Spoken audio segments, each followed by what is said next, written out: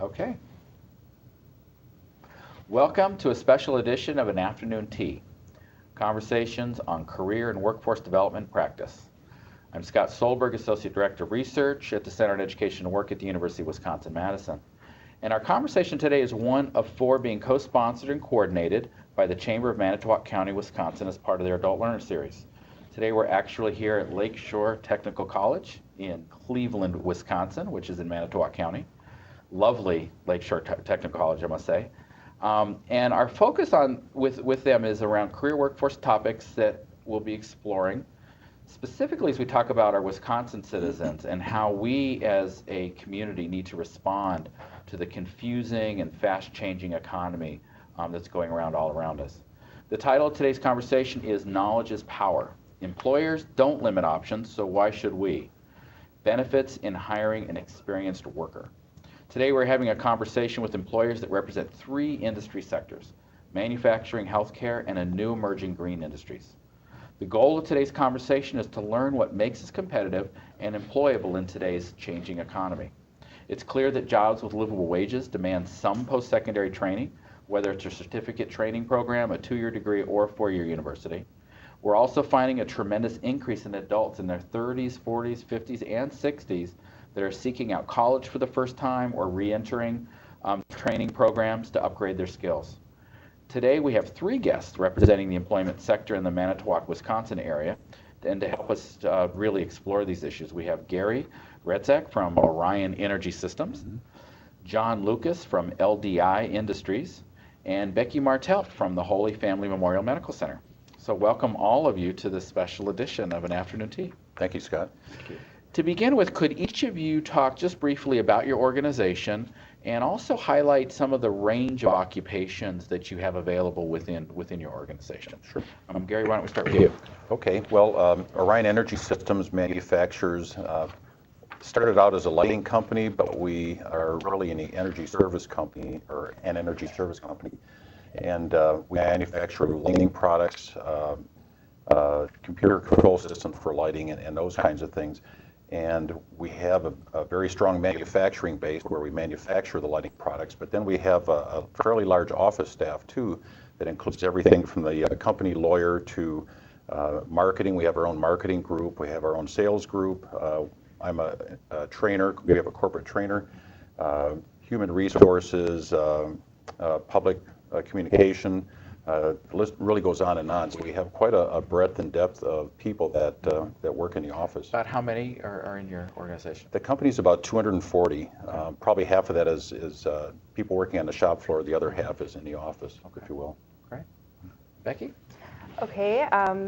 Again, I'm in the healthcare organization. We have approximately 1,300 employees. We have direct patient care and non-patient care positions. Direct patient care meaning nurses, ultrasound techs, lab. Non-patient care, human resources, marketing, public relations, so many different accounting. We have several different positions within the healthcare arena. It's not just nurses and doctors. Right. In fact, probably a whole employment sector across the board. Exactly. Is probably happening in healthcare. Yeah. Great. Okay. Gary, how about, I'm sorry. John. How about on your end in manufacturing? Family business, 44 years plus, hydraulic and lubrication components. Wow. Mom and Dad started it in 1962, and my three brothers and I bought them out about 10 years ago and have been running the business. Been a tough 09. We were up just a little over 200 employees. We're probably down to about 150 now.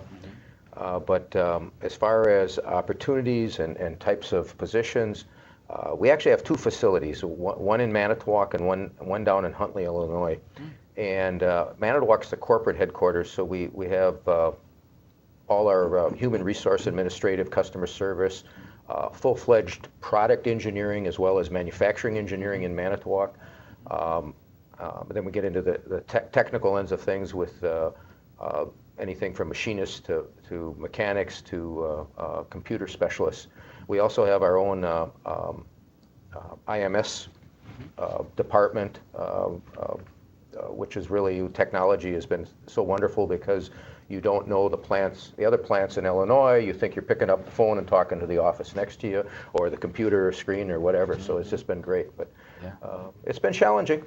It has, it has. And really, when we think of Wisconsin, we think manufacturing. Right. And so it's great. Thank you for being here as well. I mean, family business for 45 years, it really represents kind of the bread and butter of what we think about when we think about what Wisconsin's about. Well, thank you. Yeah, that's great. Now, Gary, let's get to the heart of the matter. Okay. I think the issue that's really driven this whole 4 series of conversations is there any hope for baby boomers? Well, I guess I can say there is. I've been working at Orion Energy Systems for about a year and a half now. I'm almost 62 years old. I'll be 62 in June, so I was hired when I was 60 years old. Okay. I actually worked here at Lakeshore Technical College before that. It's kind of a long story as to how I got there, but yeah, I would say there's plenty of hope. I think the most important thing is to keep your skills fresh. You know, keep a set of tools in your toolbox that employers are looking for. And if you can do that, then age really doesn't matter all that much. So certainly we want to spend some time, I think, on that, talking about the tools and how to build them.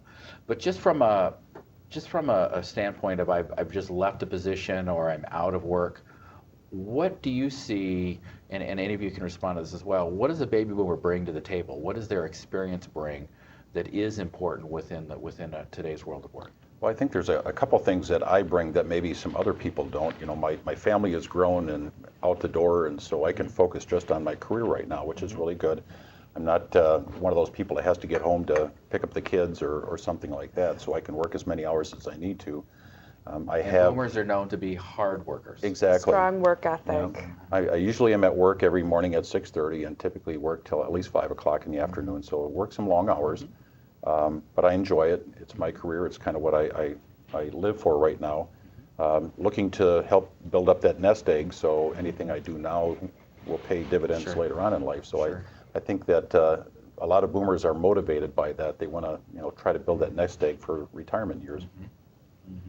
Well, how much does education play a role, Becky, in the sense of, as you look at the fact that you've got boomers with all this experience, you've got things in education, how do you weigh all that stuff together when you're looking at a viable candidate? Well, it depends on the position, because there's certain education required, so they have to foremost meet that. Experience, if we do have baby boomers going back to school, if they have a great outlook in life, they're great customer service skills, they might lack experience, does not mean that we would not select them. Strong work ethic, again, it just depends on how they come across in the interview, but education is important. But attitude's important. But attitude is just as important, because you can have that degree, but if you don't have that, great attitude and team player, persona, you're not going to be an above and beyond candidate that we'd want to select. That's great. And you're kind of indicating in the sense of willingness to learn is a critical feature then in terms of that as well. Right. John, you have within the manufacturing area a range of occupations that come in, and you've got people coming in with high school degrees all the way up. And, Correct. And so I have to assume that experience has a role. But so does certain skill sets and attitude as well. Maybe you can talk from a manufacturing perspective. What is it you're looking for? Well, I think Becky mentioned position, obviously, which opportunity you're pursuing, but I think that education certainly plays a role in that, but also the willingness to learn.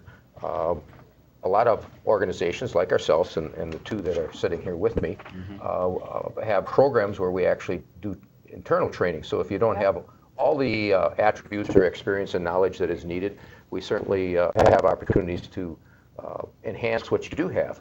And I think any organization needs a true mix of that age gamut that we're talking about. You can't be all stacked at one end of the deck, because that's your continuous opportunity to grow your own organization. And my dad always used to tell me, you got to know the job behind you and the one in front of you, or you can't go anywhere. That's right. And I think that's what you really need. So it's certainly an opportunity where someone that has some experience, maybe not have the exact experience, if they have some of the tools in the toolbox as far as their willingness and loyalty and dedication to learn, the opportunities would be there. But they also have to be able to work with the younger generation and be able to pass some of that knowledge on too. That's right. That's right. You invest, especially in your country, in your company, in growing from within. And so when you talk about the idea you need to be willing to learn, you have programs in place to help an individual move all the way along the spectrum. What are some of the professional development opportunities that you see in manufacturing and really specific to what you guys are offering? Well, we personally have opportunities for education reimbursement, and we really, anything that pertains to the actual occupation you're in, we offer full reimbursement upon satisfactory completion of whatever they want to enroll into. So that would be like at an outside course that they're taking at a college? Correct. Okay. We obviously also bring at different time frames, we bring opportunities in and actually have different departments or different areas of the company sit through some specific training. We do a lot of contract training with the college, for instance, where we actually bring in and have them and do some skill set training that we want. We also have been very active in what is called the state indentureship apprenticeship program, which is a little different.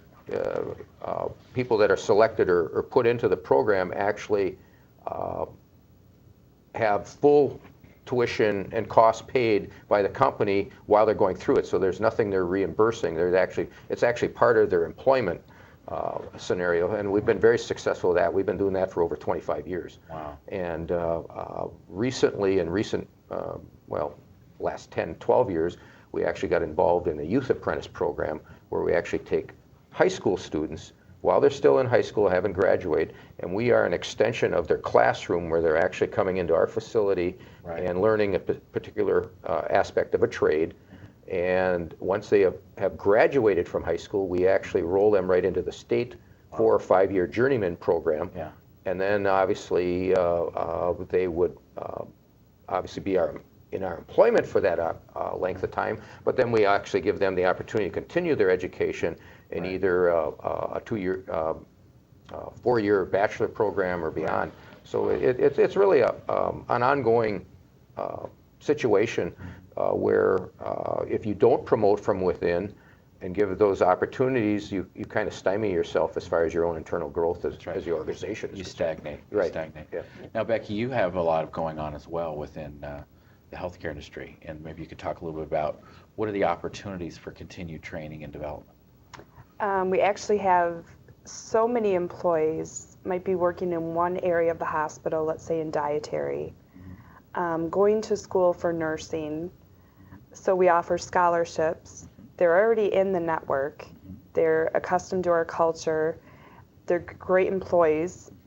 Then give them that scholarship. So when they do get their nursing degree, then they go from dietary, we can slide them over to nursing, where they'd be a good fit. So yeah, just growing that internal workforce. And as a scholarship, that's not a reimbursement program. That's where you're actually paying directly for. And I should clarify, they would have tuition reimbursement available to them. As Again, similar, once you complete satisfactory each class, you're reimbursed. And then a scholarship for harder to fill positions. So nursing, pharmacy, physical therapy. So pretty much their program's paid for. Wow, that's great. It's a win-win on both sides. Well, and a clear sense that education and continued development is a lifespan issue. This is something that you're investing in it to make better workers, and you're taking them from wherever they're at as they enter your business, and you're helping move them forward. Right. And where they move up to, really, they have some control over. Right. It's all in their own hands and their own destiny. I had a young man that we started in high school in the youth apprentice program, finished his 4-year indentureship program with the state here at LTC with the journeyman's card, and then went back here and got his supervisory management through the Excel program. And now he's talking about either going to Silver Lake or Lakeland and get his bachelor's degree, and it's all internal through our organization. That's great. That's great. And it's another sign, too, that we should stop perhaps putting all of our emphasis on you enter a 4-year college track and really be looking at matching up your skills, your interests with a unique pathway. In some cases, it's a 2-year college pathway, and sometimes it's a training, like you said. There's an apprenticeship piece right away that starts you right into the business and keeps going. The reimbursement part was a big key, and I think it gets complicated. People hear about it. I just want to clarify. In the reimbursement, the student is paying out, or the worker pays it out first, and then they receive reimbursement upon completion. Right, Yeah. except for the scholarship piece. Well, no, actually, they give us their grades or their enrollment, and then we send it directly to the school. Okay. But they're paying it out in essence, and then we're reimbursing them. We also have, and I don't know if I mentioned this, but we have certification reimbursement.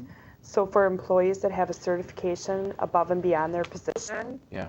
so if they have something they just feel, I won't throw out acronyms here because we won't know what those are, but we give them so much per year on their personal accountability review to maintain that certification. Right. Because it does make them better in their occupation for whatever certification is they have. So the big key now in terms of employability is maintaining skills Yeah. and building skills. And there's so many ways Willingness to do to that. keep learning. Absolutely, Absolutely. sure. And go through the whole thing. Let's shift a little bit to this. It's exciting to have you three here because you can tell us what it's really like as someone's applying for a job. You're looking at the application. You're the ones doing the interviews. And it would be great to just hear from your perspective what works, what doesn't. Doesn't mean you all agree. I think that's important too, because I think in different environments, certain kinds of things may work better than others. I think you have to match it. But let's talk about the resume. Now we have this whole anxiety. Is it chronological? Is it functional? Is it mixed? What do we do here? So maybe just, any of you talk about what do you feel about the different kind of resume options. Personally, I don't really have a preference for one or the other. Okay. I think, to me, the chronological is a little bit easier to follow, but I think the way I view it is each resume is trying to tell a story. And so what is the story they're telling me? And I look for a lot of different things. First of all, what their employability is, what skills they're trying to highlight, and do those skills match what I think we're looking for? Do I think that their personality as it comes through in a paper is going to meet the needs of our culture? Will they fit into the organization and so on? But I don't really have a preference for one or the other. Okay, so before we move on, when you say personality coming through the paper, I give you a fuchsia color paper. I mean, what do you mean by personality? Well, most of them are white. Oh, okay. But what are the personality characteristics you're looking for, and how does one communicate that? Well, I look for things like attention to detail, Okay. and You don't like typos. I don't like typos. I don't like grammatical errors. That So sort of thing proofreading is critical. is very critical. And I used to teach a class in supervisory management a couple years ago, and I would always tell the people to make sure you review your resume, several times, and give it to somebody else and ask them to review it as well. There's no excuse for typos and those kinds of things in a resume. There's just too many other people that could help you even No doubt. to review it. So let's get back to personality. I'm curious. Okay. Because I know I've got people listening right now saying, okay, yeah, here we go. Okay. I look for things like how creative is the resume? Okay. Is it very formal? Is it more free-flowing and those kinds of things? So Some positions you don't want creativity. exactly. Okay, so it's not just that you're looking for creative. Right. You're want a looking match for a for- match that if exactly. I have a very technical position, I want a very technical looking resume. Exactly. If I want a very marketing person, I would like to have More something creativity. come through in how Exactly. they're expressing themselves. Yeah. Okay. Well, that's good. And I think the example I may talk about a little bit later is we just recently hired a tech writer, and I interviewed several people for that.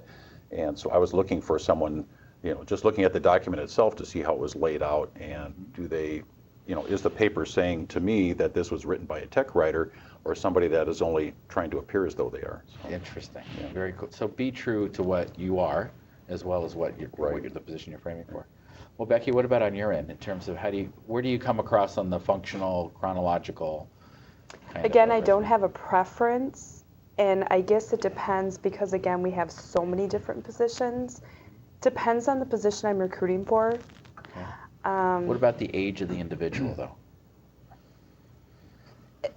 If I come in, I I've know got this more sounds, experience it doesn't in even cross my education. mind. No? Okay. What I do is, again, you're looking at it, it's almost telling you a story, the creativity or the energy from the cover letter. Usually I have to check the education first, see that that's listed on there. Again, to match it with what the job Right, is. and then the licensure or certification that's required for that position. Okay. And then I just look at their work history. Okay. And I don't know, there's really no rhyme or reason. You just get used to. I like, though, how you said that one, bringing the cover letter in is a critical part of this as well, but that there's a story going on. Right. And that you're looking to kind of hear what's the story about this person, and how well does that story fit with what I need. Yes, exactly. Or what the organization needs. Right. That's right. And to illustrate Becky's point, one of the resumes I did review when I was looking at this tech writer position was from a person who, I think their job history spanned 20 years, but the person that sent in the resume never had a job for longer than a 1-year period. Oftentimes 6 months. So you can, no matter what they say in the interview, what I'm thinking is that they're not going to be here more than a year. Oh, yeah. Wow. Well, unless there's a reason for it. I think, again, if you're in person versus you're looking at it, I don't have a preference really either. And I can't say that I certainly don't do all, especially in recent years, haven't done all the hiring for the company. I did many years ago as we were evolving, but it chronologically is nice, especially if someone has a history. It tells you a story. If you're interviewing in person, you always can ask questions or they can fill you in. But if you're not going to have that opportunity, if you're missing anything out, us doing the interview will not get that story. So that I think is kind of important. And again, it all depends which position you're actually applying for. I think regardless what position you're applying for, you always want to let them know all the education you've had. I think that's very important. By education, we mean education and training. Right. Yes, absolutely. That's right. And I would think in the manufacturing end of things, you're really wanting to know, can their skill set match up with the skills you need in that particular occupation? As a general rule, yes. But if you see some qualities there that you think possibly that you could train them on, what qualities? When you look at it, what would be some of those qualities that would come off the page? Well, work history would certainly be an issue. If they had any promotion within the organization that they were at previously. You're looking for leadership. Yeah, well, just I think an attitude would come out. Okay. Wouldn't be necessarily looking for someone to fill a leadership, but if they were willing to continually push themselves or improve themselves, I think the story would be told there. And that's what you'd be looking for. You look for someone who's continuing to learn, has that attitude and focus of wanting to learn everything I can. Right. Regardless what age they are. Then you can take it from a manufacturing perspective. You can then put them in the track to learn the skills they need to be successful, but they have to want it. Yeah. And you want to see that coming out of the... Again, my father always told me as I was growing up in the ranks with him, if you found a good person, you may not have a job for him, but you're going to hire him and find a job for him. Right. Yeah. Very interesting. So you're really talking about I know within the health field you do have to match up the technical skill sets or degrees or certifications with a particular job. Not for all of them, but for many of them. But for the ones that aren't a correct match, you're really looking for the quality of the individual to come through. Right. And the qualities that we're talking about are what? What are the things that in today's world of work you're looking for? I assume teamwork. I hear that a lot as being important. Innovative, teamwork, customer service with both your coworkers and your customers. Communication skills. Yes. There's very much that you... IT? Oh, most definitely. And I think, at least at Orion, I can say that there's a need to be willing to go the extra mile. And I'll give you an example of that. First of all, if you're one of those people that wants to punch the clock at 8 o'clock and 4 o'clock, it doesn't work. Secondly, there are times when our business tends to go through peaks and valleys. We just ended our fiscal year at the end of March, And we had a lot of orders we were trying to get out the door, and everybody was working on the shop floor. You can't afford to go out and hire people for 2 weeks and then lay them off. So we had our company lawyer out there. I was out there. A lot of our marketing people were out there helping to assemble light fixtures to get them out the door. And you just roll up your sleeves and pitch in, and that's what we're looking for. We're looking for that individual that's going to be giving it for the team. Exactly. Yeah. Exactly. Now, and I assume that you don't look at a person's grades in college and say, oh, we got to hire this one because they have a 4.0. That's not what's entering into this I conversation. almost get skeptical Okay. when I get scholarship recipients that apply if they do have a 4.0, You wonder, did they really have a life? because there has to be room for error. There has to be room for error. So looking for that rounded person. Right. And also, something else, Becky, before this we were talking about, you also indicated something which hasn't been talked about yet, openness to change. And you talked about it in the sense of adaptability. You got to be willing to take what's going on around you. Sure. But openness to change is an interesting one. Maybe you could tell us a little bit about what that means. We all adapt to change differently, and I can't say any one of us just loves change. It depends on what change it is. However, we have a changing environment, changing workforce, changing economy, everything in our lives. Yeah. And just embracing that, you're going to process it differently, but somehow finding a way that you can embrace it and make it a positive, because change is everywhere. Yeah. Just having a clear outlook. Right. Right. And that's somebody who's going to continue developing that. Right, Yeah, exactly. and it does mean that there are changes that we don't anticipate. No. And we have to adapt to those. But you're also talking about a person who's really embracing the development Innovative. and moving, and that's where your innovative comes in. John, earlier you had mentioned to me before we got started as well, cross-training, that you're really looking for some well-rounded skill sets as a person's developing. Well, and obviously the openness to change, I mean, what requirements, expectations are there this week, quite frankly, aren't going to be there next week, because that's how things change that fast, unfortunately. They Right. do. And I know the older we get, Gary, I'm right there with you. The harder it is sometimes for us to understand that. But we went through a rather tough year here as manufacturing is concerned, and flexibility with our workforce was just a key factor in them keeping their jobs and us staying alive, quite frankly. And the two it was a win-win by doing that. And the more flexibility, the more cross-training, the more willingness you have. Kind of the example you gave as far as Gary people going out on the floor and just helping out. But I think that's really become a way of life now.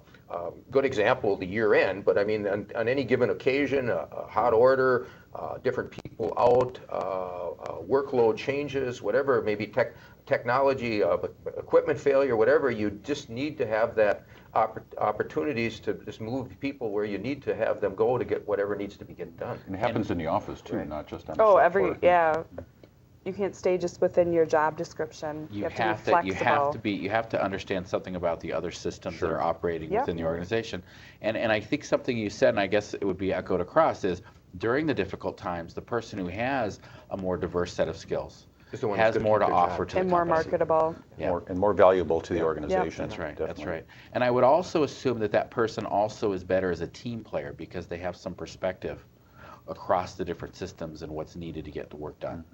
I think that's an asset you'd almost have to have that drives you to learn different areas of the business, And because that's you the are one a you'd team pick player. that's the one you'd pick Right. to actually help train the other people too. Right. Absolutely. As Sure. long as it gets it at that level. So there's the development. We have been talking about the resume and the cover letter. And I think that what's exciting about this conversation for me is hearing you bring in all of these 21st century skills, social emotional learning skills, this whole idea that we need to be focusing on the qualities that we have as a worker that's going to make us competitive and employable. That then needs to get translated into that resume. And if we've had these experiences, we can point to, I assume within the cover letter and within our history, some of the ways in which we're tracking our own development. And that this is what's important to you as an employer, is what are you going to be bringing to my organization? It's not just that I'm hiring for a position, I'm hiring someone who's going to give benefit and is going to add value to what's going on in my organization. And I think that's an attitude shift that's happened in And the last actually, 20 years. that's a question sometimes you actually ask when you're getting down to the final selection of an interview. You actually do ask them, what do you think you're going to bring to our organization? Yeah. And you want to hear an answer. Right. Sure. And that answer, and this is actually now moving into the next part, which is how do we prepare for the interview? You pretty much need to know something about that organization, don't you, to be able to interview well. You have to be able to answer, here's the skills I see that are needed, and here's how I match up. Am I right? What are some of the other tips? What makes a good interview in that process? Well, you know, I think that most people now are preparing for the interview by going on the internet and doing research, and you know they have access to the company website, so they can research that. And typically I see that all of them find some way to let you know that they went on the website and did some research, which is okay. And I think that probably the best thing I would offer when it comes to the interview is to be yourself, be relaxed, be prepared, and make sure that your resume speaks about you and it really is a good snapshot of you and your personality, because people can also go on the internet and find all kinds of resume examples and those kinds of things. And I did find, I guess I'm a little bit skeptical at times when people come in, if their resume is a little bit too flowery or something like that. I want to make sure in the first couple of questions that I ask in the interview is that this is really telling me the story of who you really are. Right. And it's so interesting you coming back to that the story that comes out on your resume isn't the story of what they want to hear. Exactly. It's a story of who you are. Right. And if you're concerned that it's not a strong story, then go out and get the training and experiences Exactly. to strengthen that story up. Right. But in the interview, you want to see that realness come through. Right. Exactly. You want a real person sitting in front of you. Right. And when you say relaxed, I also assume you mean someone who can respond. Can respond intelligently, is not so nervous that they blow the interview. I've had that happen as well. Why is it important that a person can manage their stress levels and that you're looking at that in the interview? Why does Well, that I think become- you're already implying that because Yeah. there's a lot of stress on the job and they have to be able to manage it on the job too. You know, Right. if we have a deadline that we have to meet and want to get a product, whatever that is, out the door, sometimes we have to put pressure on people, or I get pressure from my boss. And the only indicator you're going to have of how they manage stress is what you're seeing right now in front Exactly. of you. Exactly. And you mentioned the openness to new experiences. So this is obviously a new experience. If you're not able to manage that, what's going to happen when the next change occurs? Exactly. Or the next critical thing. Yeah. So that makes it more relevant as to why I need to practice and be able to interview. Sure. Interview effectively. What are some other tips? What are some other things that John and Becky? Well, would I have? think you mentioned the practicing. I guess you want someone that's sincere and honest. You don't want an act. You don't want a performance being put on. You want to know about them and where they're coming from. And I guess quite frankly, if they did know something about your organization or whatever, I'd really want them to be truthful about it and just tell it like it is. And I think that would come across,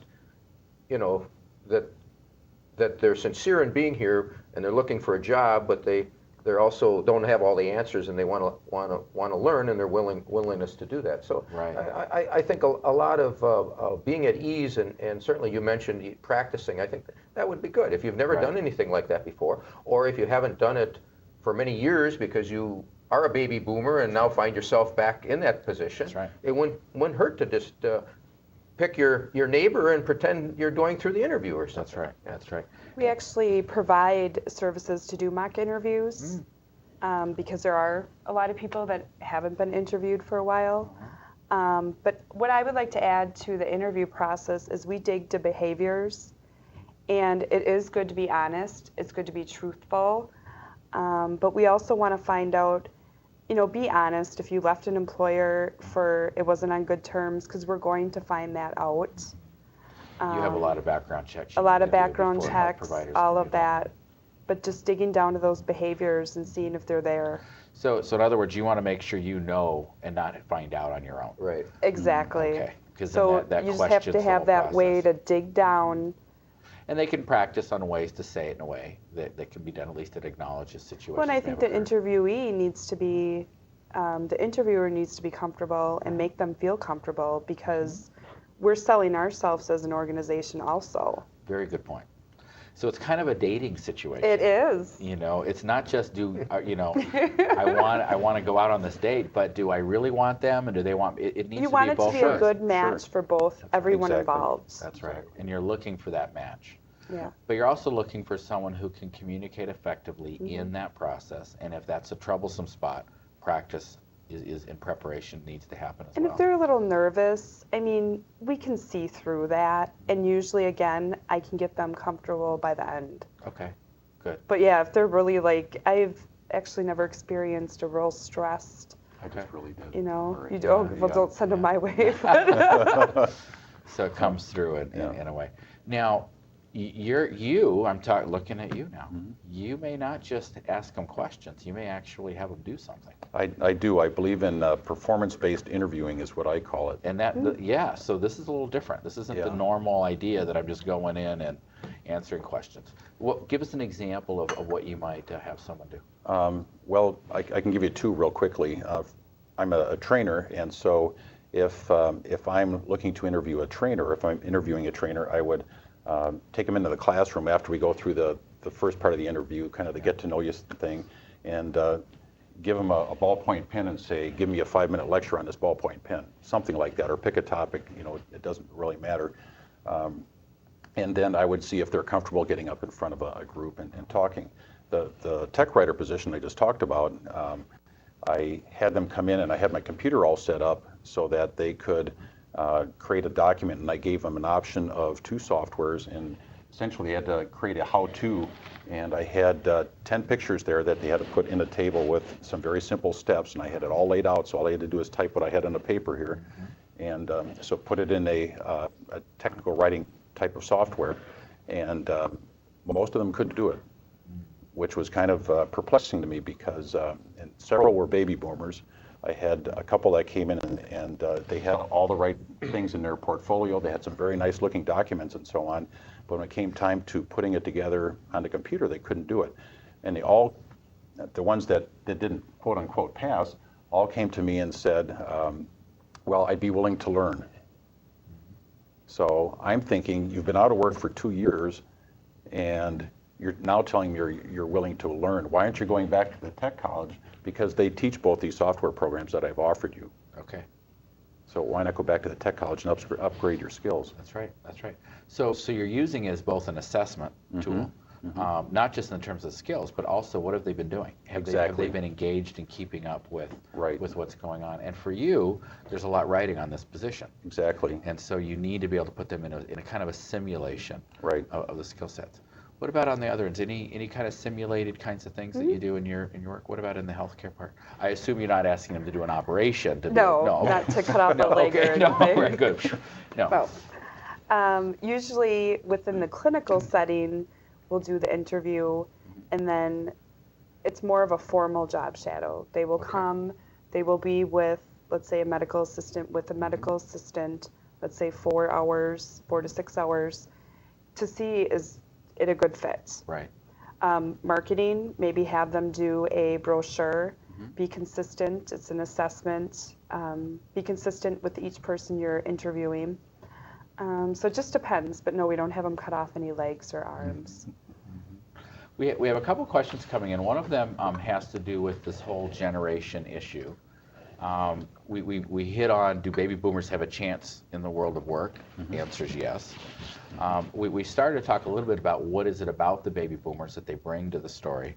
And I guess maybe we can delve into that. And maybe, John, you could talk a little about how you see, we probably have in your setting 3-4 different generations working alongside each other, each with different qualities that they present, I assume. Oh, absolutely. And maybe start with the baby boomers. What are they walking in with that you admire and that you want to make sure at the table? I think we did touch on it a little bit here as a group. I think all of us can agree on that. The work ethics and the work habits and the loyalty and just that dedication. I think you do find that as you look at the 3 or 4 generations that is not necessarily consistent or true.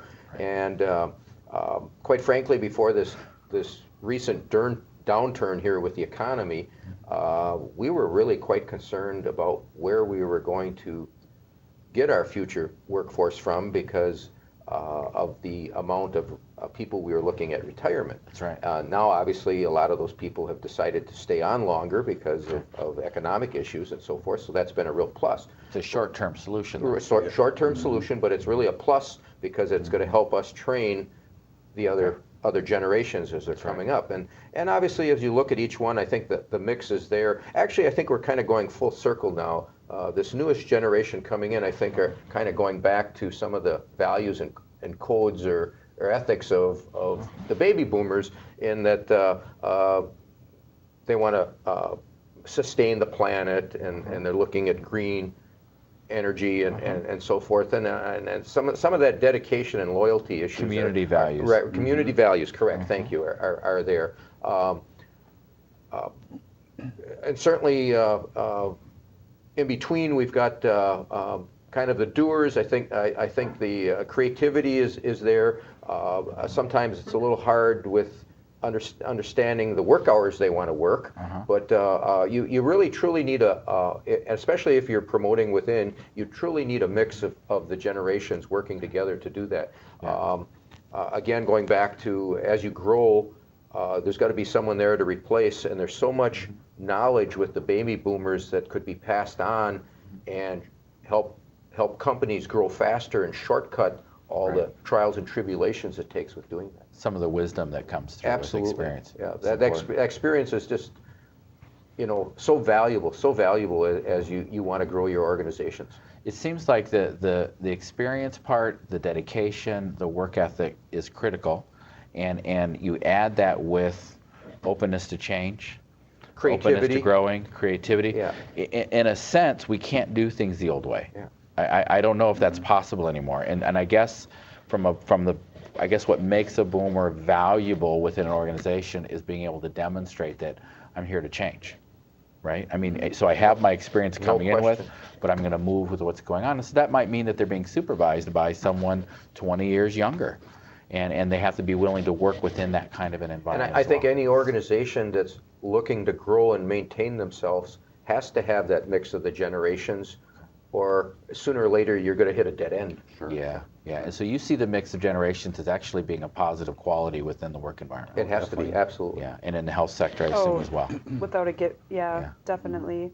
And I think it's important to note that there are differences. We've only hit on a few today, but those differences become really exciting attributes of things that we can say, wow, this is what they bring to the table. Doesn't mean that there aren't certain facets of those generational differences that are problematic at times. But the reality is we can gain a stronger organization if we work across generations. So the boomers are part of that conversation. They're not an issue in that sense, or they're not the outstanding. They're integrated within that whole process. Right, and it's actually a key factor in promoting that. Yeah. Now, there's a lot of people who are out here applying for jobs that do not have paid experiences within those areas. What do? How do they demonstrate that they've got the skill sets? And I'm thinking there's a lot where this is going on right now, where, I've left whatever position I was in, I'm getting some experiences, I'm volunteering, I'm doing some shadowing. How do I frame it? Becky, you're nodding. What do we do? What do we tell a person in that position what can they do to be attractive?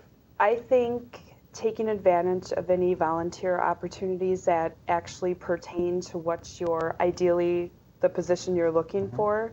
If I interview someone, whether it's paid or unpaid, I mean, paid obviously shows an employment relationship, but if it's unpaid, it's still showing that you're doing something with yourself.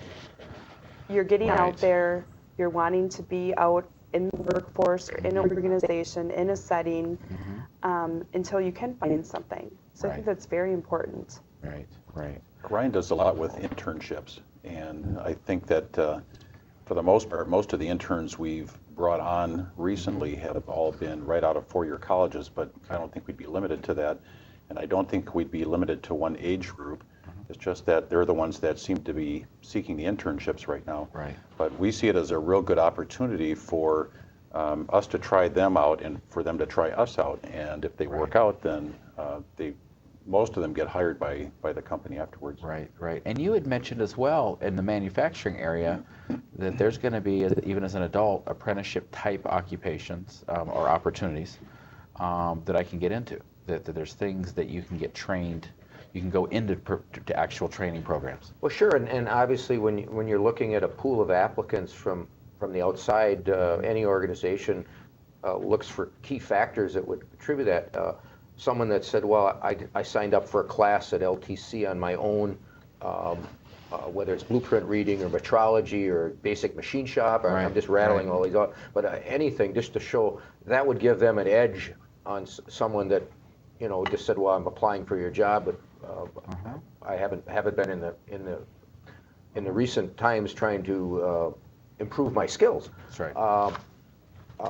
Certainly, you mentioned job shadowing and kind of internship things. I guess we haven't, and maybe it's just the nature of our business or even the size of our organization, we've probably been more approached from a high school level with people seeking opportunities that way. But than at the adult. We certainly wouldn't be turning someone in a baby boomer situation away if a neighbor approached us or one of our existing employees said, hey, I've got a neighbor that's out of a job.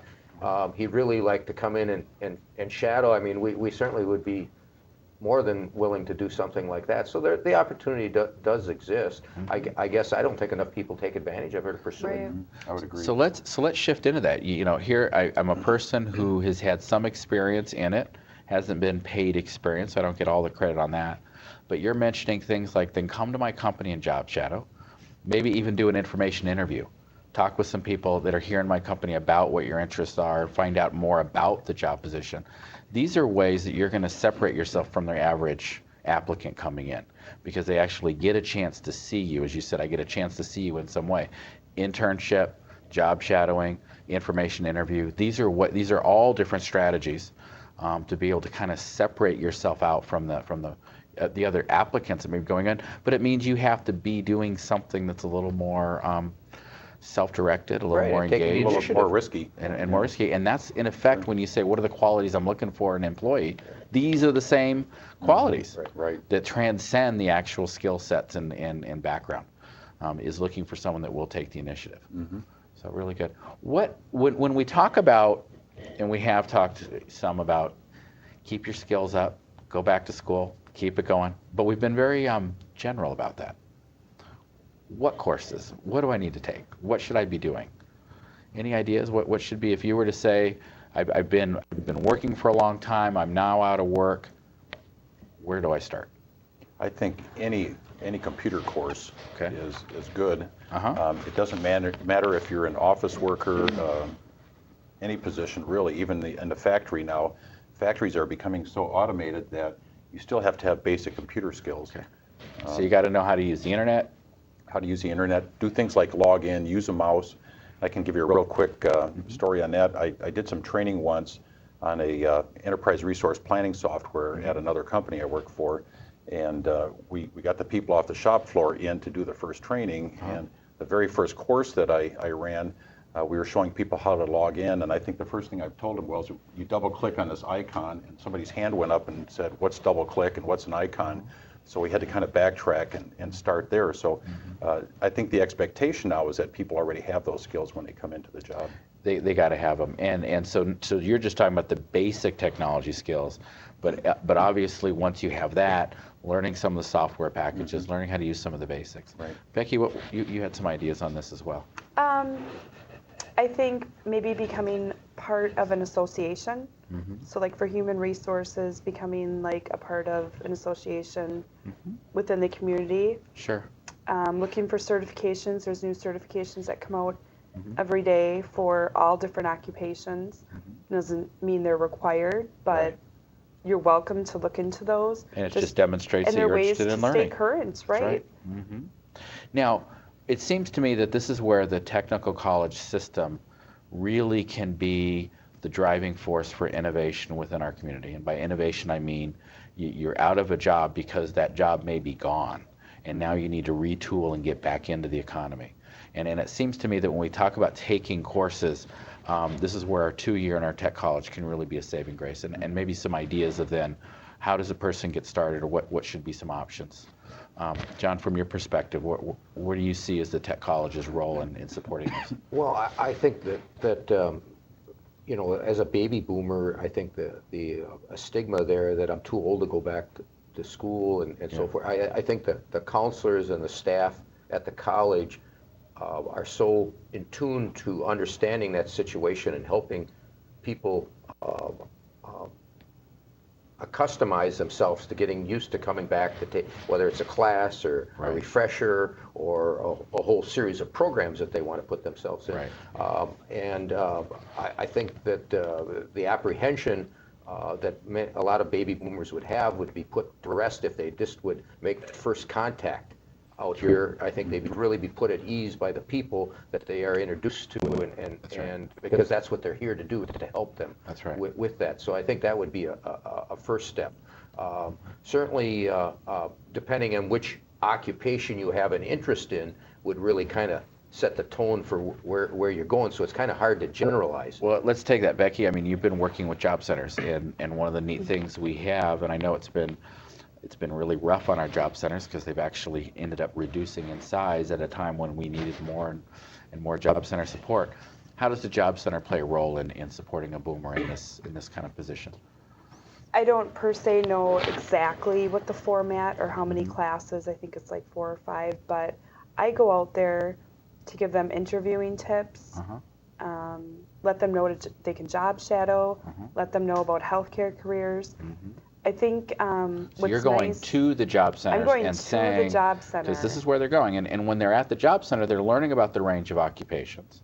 Right. In this case, they say this health field is emerging, big. Right. And how do I get into it? I didn't know you had that. And then you're going to them in the job center to say, here's what's possible. And I think at that point, if I'm not wrong, then if I need extra courses, it all connects up, and then I can come back into the 2-year college, find the courses I need to fine tune my resume. Well, and I think too, a lot of the dislocated workers, and I don't want to generalize here, but they learn hands-on. And the technical colleges provides, I shouldn't say quicker, because you still get that quality education. Right. They don't want to go to school for 6 years. Right. They want something. They're used to having a career, and there's so many opportunities that this way they're exposed to them.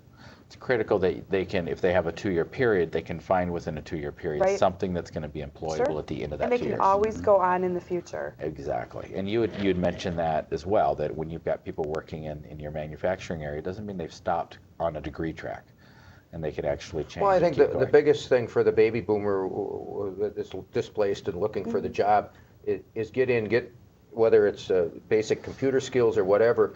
Find someplace, get your foot in the door, and then see what opportunities are there. Maybe they'll have the reimbursement programs or whatever that allows you to continue. Or if you don't like it, then you can come back. But the main thing is that you're right. They're not going to want to go to school for 6 years. I need 6 months, 2 months. I need to find a job. That's what's going to help them do that. And then from there, they can make. It's just a stepping stone, just to start. Right. But rather than not having any opportunity and just sitting and saying, well, nothing's available, that's what they need to do. That's right. That's right.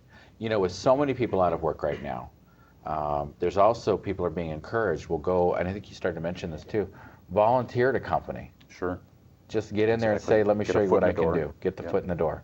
Right. Good thing to do? Absolutely, absolutely. And I think the culture at Orion, that's all I can speak for right now, but the culture at Orion is one that we really look favorably on that sort of thing. People who are willing to take a little bit of an extra risk and show their initiative and so on. We are such a heavily sales-driven organization that being able to sell yourself is looked on very favorably. Interesting. What would you see as we've been talking, if you had to summarize or put together the critical things in your mind that's going to help the boomer generation get back into this whole process of work, or just anyone who's in college right now? We've got a lot of older adults that are going in through college, and we've got new ones. What would you see as the snapshot? What are the takeaways that you want to make sure that they know from your perspective that's going to make them employable, that's going to help you in the company do well? Well, if you were to summarize all of these points, what for each of you would be the main ones? Well, I think willingness to change, first of all, and I think You just have to, if you don't already have the mindset of lifelong learning, you need to take that on, because we're no longer a society where somebody can get a job right out of high school at a drill press or whatever it is, and still be working on that same drill press 40 years later. It doesn't work anymore. That's right. You have to retool about every 5 years. Okay, and keep retooling through the 5 years. Exactly. Yeah. Becky, what about on your end? I would have to say, first and foremost, stay true to yourself. Take a look at yourself. What are your strengths? What are your weaknesses? What are your opportunities? It's hard to do this, and it's easy to say, but stay motivated. Stay motivated, stay on path, what you're, almost like what you're wanting to tackle. That's right. Because it will come along. The That's more right. positive you stay, the better things do go. Okay, excellent. Again, coming back to the attitude. Yeah. Yeah, yeah. John? Well, kind of a takeoff on both Jerry.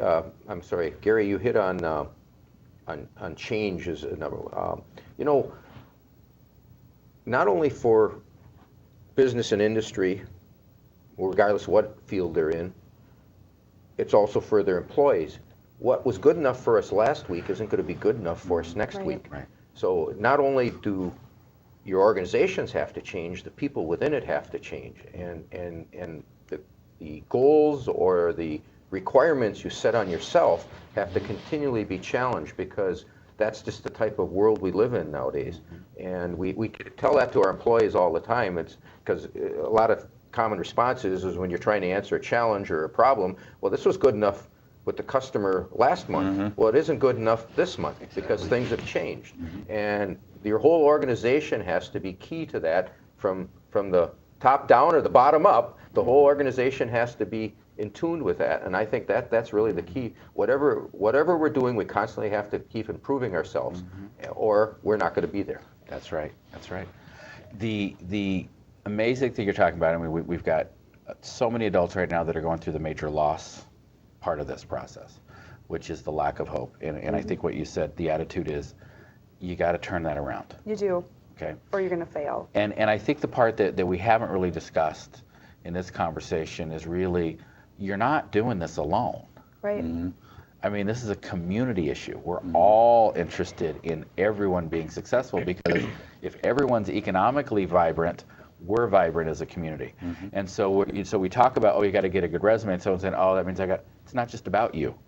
You have people in this community that are going to support you. So we've mentioned the job centers as one of the places where you're going to get resume support, cover letter support, assessment information.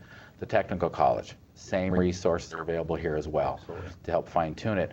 And I think that something that really loops back to that is if you think you need to do this all by yourself, you're probably not demonstrating the skill sets that you're most looking for in an employee, which is, you got to change, you got to be open to new experiences, and you got to work with people. Yep. So you're actually going to be moving towards your own success path by connecting and finding some of those community connections that are right here. They're ready to happen. Step out of your comfort zone. It isn't comfortable. Change is not easy. Exactly. That's not the issue. Right. You need to do it, though. Right. And you need to get moving. And I would expect that you've seen it happen in your own lives, but also with the people you work with, that once the change starts and you start moving forward, it does get easier to move. But it's getting that first step in the door and that first step in moving forward. Scott, you mentioned, the whole process there, and the fact that they have to demonstrate that, so that they want it, but that also there's people there to help them. I think the example you gave is to me, aren't you glad they asked the question about what's a double click? Because you would have been moving along, they would have been lost. They have to ask those questions, and when they do ask it, the resources and the people are there to help them with it. And I think that's really a key fact, because a lot of people get bottled up and say, well, this is hopeless. That's right. And if they don't That's ask the that problem. right. That's the problem. They're not connecting. Right. Right. And if you don't do well in the interview, that's information. Right. Yeah. And I'm going to bet that if they came back to you and said, what can I do to improve, you're going to give them a list of some ideas. Sure. So what's So that it old becomes cliche? The a only dumb question is the one you never asked. You never right? asked. Yeah. But because you didn't ask it, or because you asked it and you didn't get the job, that's not the problem. That's just one more step towards the solution. Exactly. Because as you gain information about yourself, you learn about what you need to be doing. It's going to happen through the conversation, not by being isolated. And I think going out and getting involved in to kind of jump off on Becky's point, Yeah. once you do that, that can really help to get your attitude turned Right. around. Because if you feel like you've been a failure because you've been laid off, that will help Yeah. to make you feel more positive. That's right. Yeah, showing that you've got skills. And I think the job shadowing, so is the information interview, finding out, realizing how your skills, and get some ideas about what might help tool the skill sets that you need to Right. become employable in that sector. But I think that people's perceptions of how far they are away from being employable and what's reality are very different. Sure. And when we talk about taking some IT skills, you can learn IT skills pretty quickly. We're not talking about a 3-year program. Sometimes it's just taking that day or afternoon. Sure. And all of Or a sudden, even having your daughter or Yes. grandson or anyone. that's right. That's right. This is again the Asking for intergenerational. help. The intergenerational part is that we are in a period of time Right. that's unprecedented. That our younger generations have much more technical knowledge than the generations that have come before, and we need to rely on it. You know, in my house, it's my son who fixes the phones and helps us with all the newfangled technologies of things because he's got those skill sets. We're kind of immigrants to this whole IT world, and we've got first and second generation now that are in this world, that this is all they've known. Yeah. So it's pretty exciting. Well, we are at the end, and I've actually gone over a minute. So, but this was such a great conversation. I really enjoyed this personally as well.